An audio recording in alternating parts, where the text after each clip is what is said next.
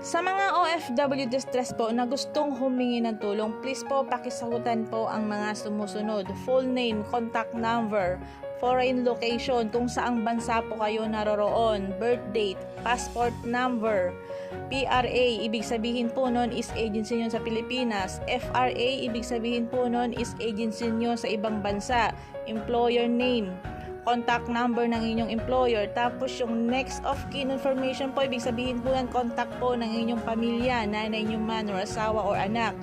number, at kung kaano-ano nyo po sila. Then next question po is complaint. Dapat dito po sa complaint is valid reason po dapat, tulad ng mga minamaltrato, hindi po pinapasahod, yung mga sinasaktan, tapos finish contract, kaya kong pauwiin ni amo, overwork, hindi ka pinapakain. Yun po dapat ang mga complaint na dapat po nyong ilagay or isalay sa inyo po kung ano yung mga nangyayari po sa inyo para i-email po natin sa DMW